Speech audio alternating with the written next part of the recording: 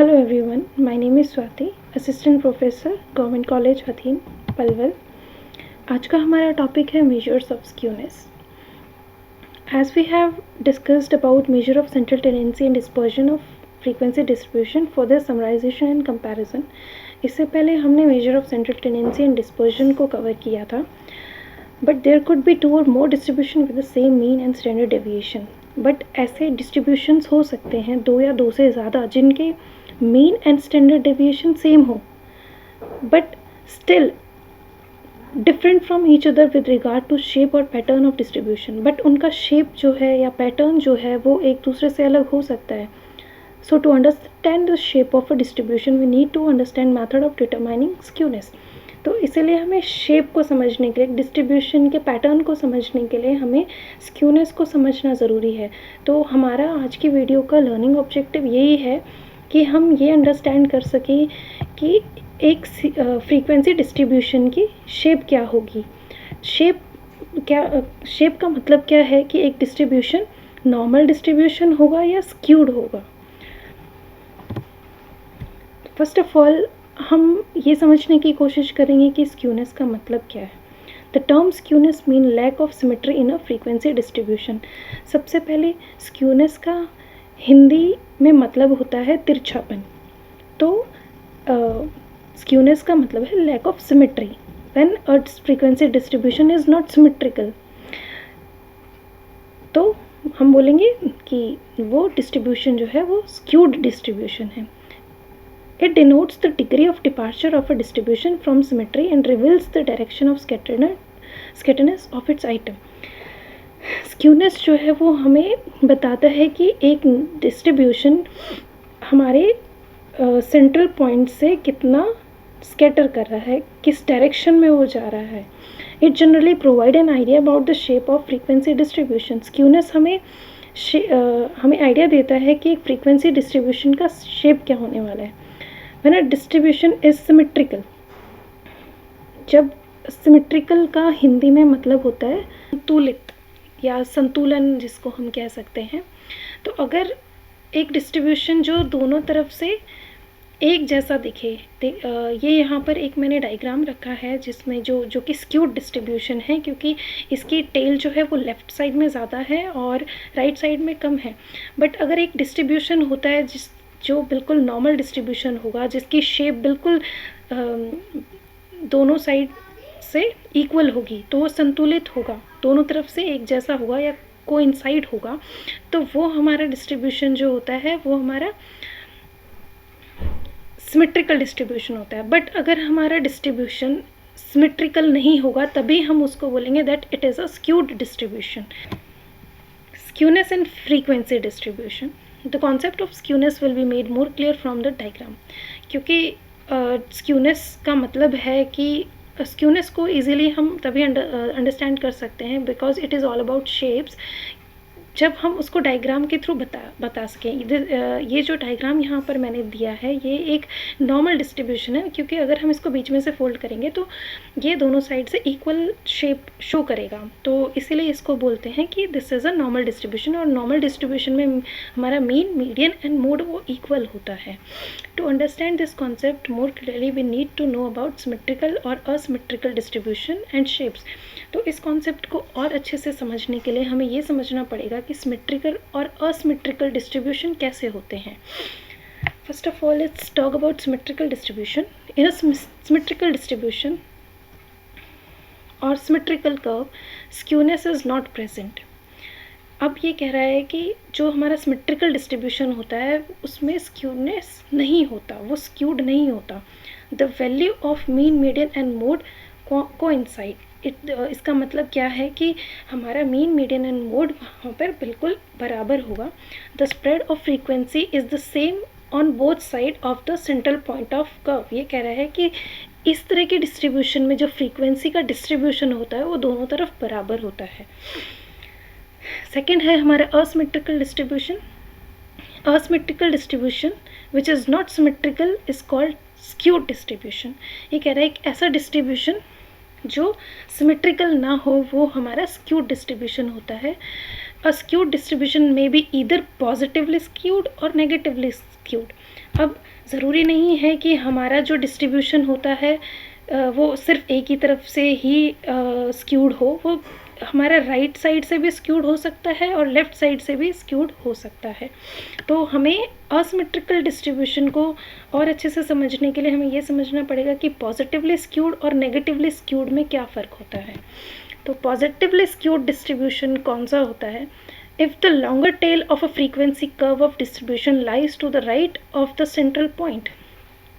अब देखिए, जैसे ये हमारा सेंट्रल पॉइंट है और हमारा जो डिस्ट्रीब्यूशन है वो राइट साइड पे उसकी टेल बहुत ज़्यादा है, तो ये हमारा क्या है, ये हमारा पॉजिटिवली स्क्यूड डिस्ट्रीब्यूशन होगा. इन दिस केस हमारा मीन सबसे ज़्यादा बड़ा होगा, फिर मीडियन बड़ा होगा, फिर मोड सबसे ज़्यादा बड़ा होगा. इसलिए mean is greater than median and median is greater than mode.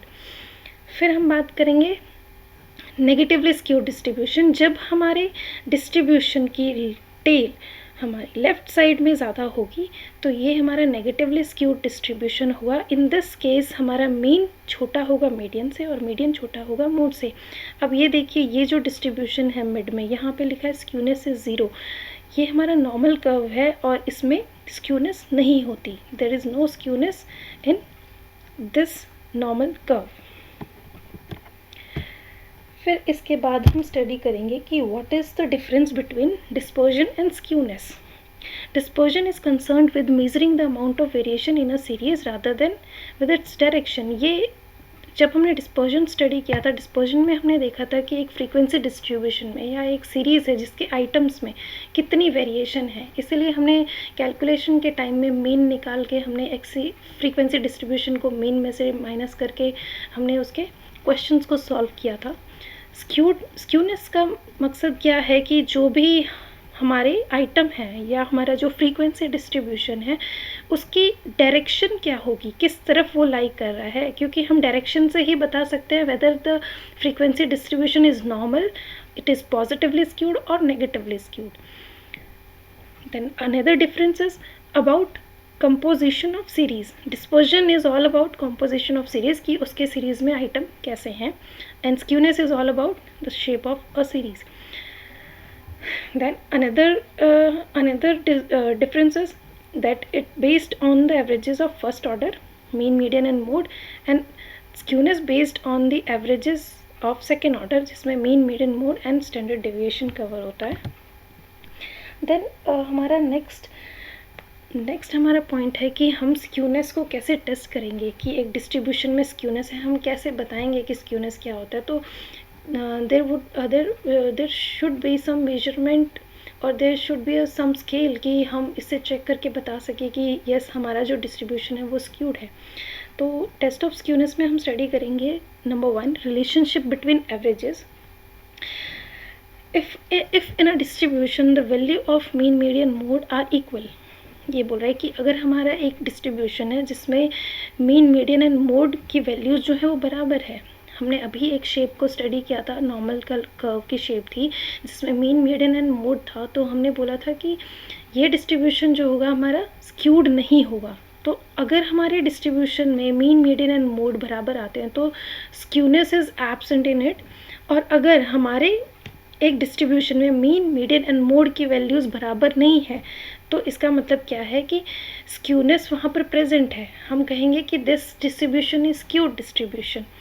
Next is distance of quartile from the median. हमारे पास एक तरीका था कि हमने मीन, मीडियन एंड मोड से इसको बताया था. दूसरा तरीका है कि हम क्वार्टाइल्स को यूज़ करके बताएं कि एक डिस्ट्रीब्यूशन स्क्यूड है या नहीं है. तो इसमें हम क्वार्टाइल्स को यूज़ करेंगे Q1 and Q3 and as discussed earlier Q2 is median. Q2 is equal to median. If in a distribution the quartile are equidistant from median, मतलब हमारा Q3 minus M is equal to M minus Q1. अगर ये बराबर हो तो हम बोलेंगे कि स्क्यूनेस प्रेजेंट नहीं है, स्क्यूनेस इज एब्सेंट और the distribution is not skewed at all. And if Q3 minus quartile 3 minus median is not equal to median minus quartile 1, then skewness is present in the distribution. then अगर ये equidistant नहीं है तो हम बोलेंगे कि yes this distribution is skewed distribution. Then third point is graph of the data. When the data plotted on a graph paper gives us a bell-shaped curve, अगर एक ग्राफ हमें bell-shaped curve देता है, then हम बोलेंगे कि skewness is absent, because जब वो coincide करता है तो skewness नहीं होता. On the other hand, when the data plotted on a graph do not give a normal bell-shaped curve, then skewness is present in the distribution. अगर हमारे पास bell-shaped curve नहीं आती है, इधर it will be positively skewed और negatively skewed, तो वो होगी, तो हम बोलेंगे कि yes skewness is present in the distribution. Okay, फिर इसके बाद आते हैं हमारे मेथड्स ऑफ मेजरिंग स्क्यूनेस. हमारे पास 3 मेथड्स हैं जिसके थ्रू हम मेजर कर सकते हैं स्क्यूनेस को. सबसे पहले है Karl Pearson's method, second one is Bowley's method, then हमारे कैलीज मेथड आता है. कार्ल पियर्सन्स मेथड जो है वो हमारा mean, mode and standard deviation पे बेस्ड है. तो कार्ल पियर्सन मेथड से जब हम स्क्यूनेस को मेज़र करेंगे तो हम मीन में से मोड डिडक्ट करेंगे, और कोफिशिएंट ऑफ स्क्यूनेस हम कार्ल पियर्सन मेथड से निकालते हैं तब mean minus mode divided by standard deviation. And इस केस में कोफिशिएंट ऑफ स्क्यूनेस जो होगा वो +1 एंड -1 के बीच में लाई करेगा. बॉलेज मेथड ये हमारा क्वार्टाइल्स पे बेस्ड था. इसको quartile method of measuring skewness भी बोला जाता है. तो बॉलेज मेथड से जब हम मेजर करेंगे स्क्यूनेस को तो हम स्क्यूनेस निकालेंगे quartile 3 plus quartile 1 minus 2 times of median, and coefficient निकालेंगे quartile 3 plus quartile 1 minus 2 times of median divided by quartile 3 minus quartile 1. Then Kelly's method है, ये परसेंटाइल और डेसिल मेथड पे बेस्ड था. तो परसेंटाइल मेथड से अगर हम स्क्यूनेस निकालेंगे तो percentile 90 plus percentile 10 minus 2 times of median, and अगर कोफिशिएंट हम निकालेंगे then percentile 90 plus percentile 10 minus 2 times of median divided by percentile 90 minus percentile 10. In the same way हम डेसिल से भी कैलीज मेथड के थ्रू हम स्क्यूनेस निकाल सकते हैं, और वो था skewness is equal to decile 9 plus decile 1 minus 2 of median, 2 times of median. Coefficient of skewness decile 9 plus decile 1 minus 2 times of median divided by decile 9 minus D1. This is all about skewness.